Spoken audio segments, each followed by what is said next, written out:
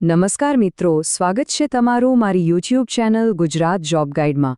આજે આપણે ભારત સરકાર દ્વારા ખેડૂતો માટે કરવામાં આવેલી એક ખૂબ જ મોટી જાહેરાત વિશે વાત કરવાના છીએ।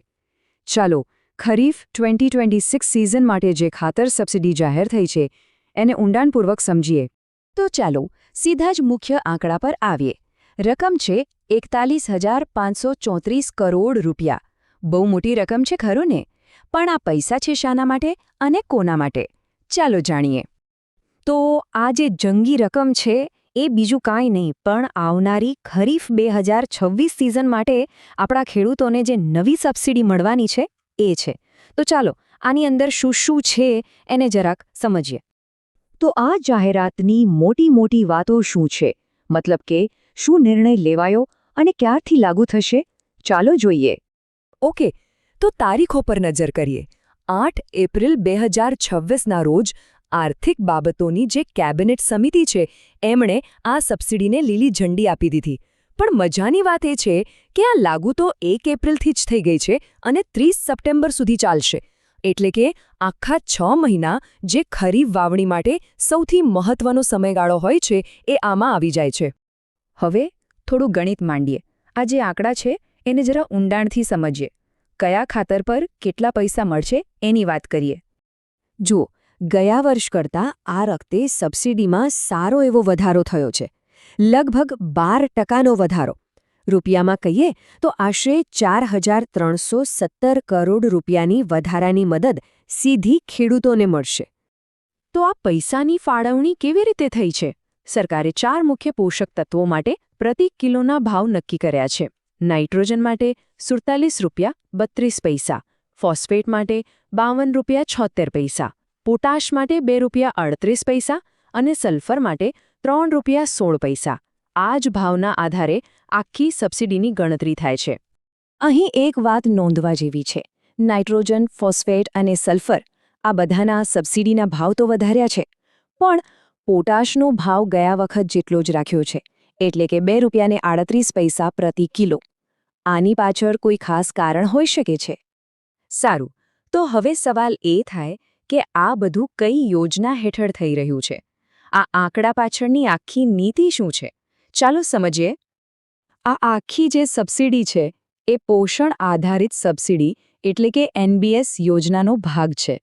આ યોજના કંઈ નવી નથી, એપ્રિલ 2010થી ચાલી આવે છે અને એનો મુખ્ય હેતુ એક જ છે, ખાતરના ભાવ કાબૂમાં રાખવા, જેથી ખેડૂતોને એ પોસાય તેવા ભાવે મળી રહે।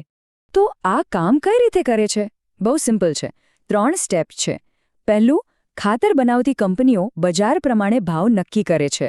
બીજું, સરકાર એ કંપનીઓને પહેલેથી નક્કી કરેલી સબસિડી સીધી એમના ખાતામાં આપી દે છે। અને ત્રીજું અને સૌથી અગત્યનું, આને લીધે ખેડૂતોને ખાતર બજાર ભાવ કરતાં ઓછી કિંમતે મળે છે।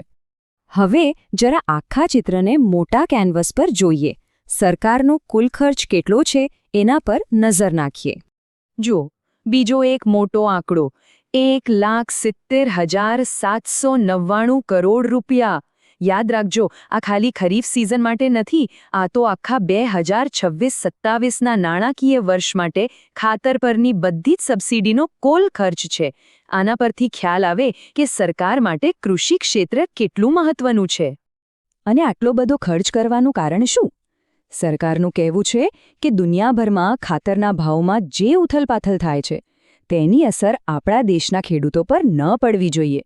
બસ આ જ કારણથી આટલું મોટું બજેટ ફાળવવામાં આવ્યું છે, જેથી ખેડૂતોને યોગ્ય સમયે યોગ્ય ભાવે ખાતર મળતું રહે।